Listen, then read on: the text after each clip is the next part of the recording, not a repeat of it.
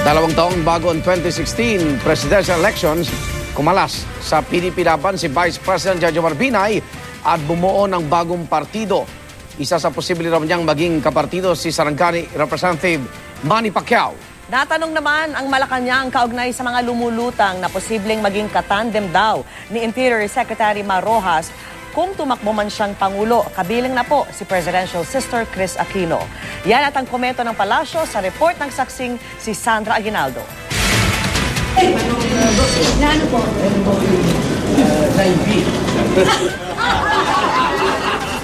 Ang alingas-ngas ng tambalang Jejomar Binay at Vilma Santos Recto sa 2016 presidential elections nananatiling alingas-ngas lang daw sa ngayon. Pero ang tiyak pa rin ay ang pagtakbong Pangulo sa 2016 ni Binay na bumuo na ng bago at sarili niyang partido.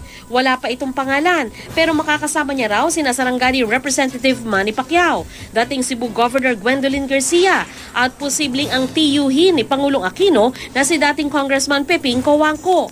Umalis si Binay sa PDP laban kung saan siya ang chairman at presidente naman si Senador Coco Pimentel. We just have to face the problem already. Dysfunctional na. Yung last incident, hindi na maganda. Sa Senate, merong isang majority, merong minority. Nagsimulang magkalamat ang relasyon ni Binay at Pimentel noong 2013 nang tutulan ni Pimentel ang pagsama kay dating Senador Juan Miguel Zubiri sa senatorial lineup ng United Nationalist Alliance o UNA na kaalyansa ng PDP laban. Dahil yan sa umunay pagkakasangkot ni Zubiri sa dayaan noong 2007 senatorial elections.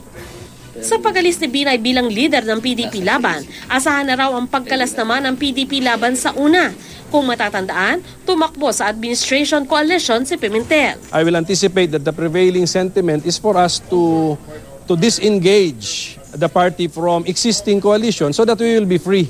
We will be free to enter into new arrangements in due time. Bukod kay Santos Recto, pinag-iisipan daw ni Binay na kuning bise ang negosyanteng si Manny Pangilinan o kaya'y si Senador Jinggoy Estrada kahit pa sinasangkot ito sa pork barrel scam. Kung maaari sana, makakuha kami ng may track record na will be of help in trying to improve further. We are improving, pero improving it further or continue the improvement.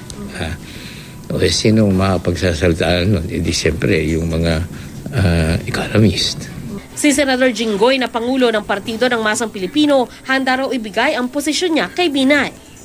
Pero hindi lang umano si Binay ang interesadong kuning katandem ang Star for All Seasons, kundi pati raw si Interior Secretary Mar Rojas na tinalo ni Binay sa nakaraang vice presidential elections. Pero sabi ni Senador Ralph Recto, nakaalyansa rin ng administrasyon. Walang plano si Vilma na tumakbo sa 2016 na alam ko. Ang Malacanang tahimik din kaugnay sa plano ni Rojas, gayon din sa paglutang ng pangalan ni Presidential Sister Chris Aquino o kaya'y sina Senador Chis Escudero at Senadora Grace Poe bilang katandem niya sa presidential ticket. It's too far off and I don't want to preempt the President. Whatever decision he makes, we will support and we will wait for his decision and wait for his announcement. Wala pang tugon sina Rojas, Chris Aquino, Escudero at Poe kaugnay nito. Ako si Sandra Aguinaldo, ang inyong saksi.